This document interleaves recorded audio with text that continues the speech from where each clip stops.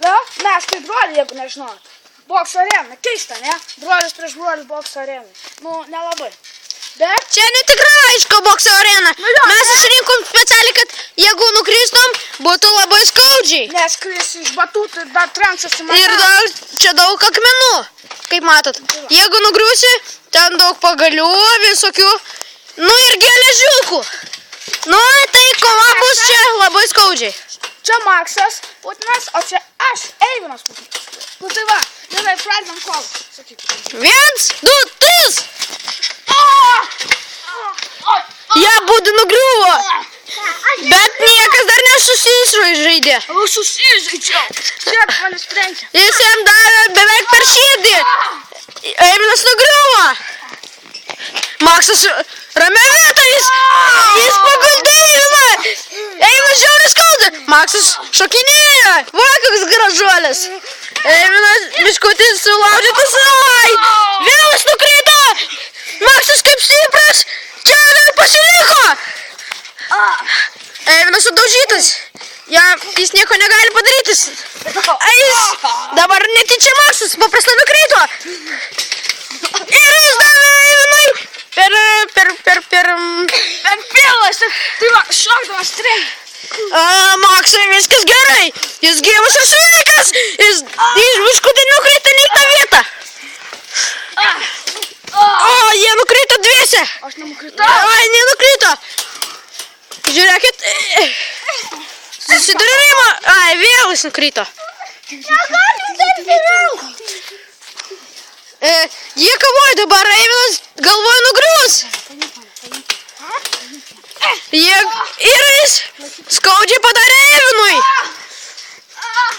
Jis jam laužo ranką.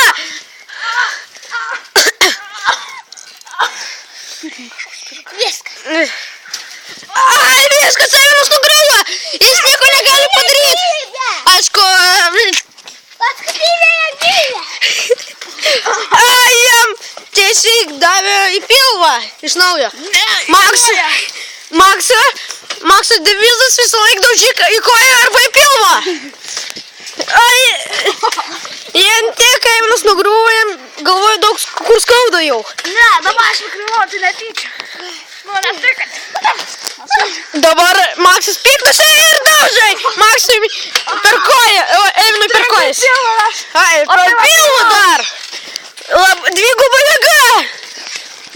Maksas iš viso piktas pasidarė. Ir jis daužai Eivinui. Tik tai norėčiau paklausti, kur jis jam daužė.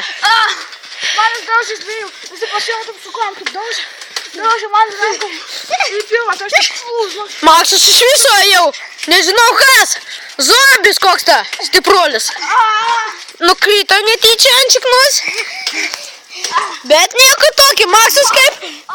Jis vėl daužo jam. Jis tai sulaužys ranką. Vos nesulaužė pirštą. Ne, tik nešok ant manęs. Nešok ant manęs. Jis jam sulaužė koją. Nesulaužė. Nestipriai, nu bet jam skauda. Jis vėl jam dabar davė per kaktą. Ne, per kaktą, per šoną. Prie kakto.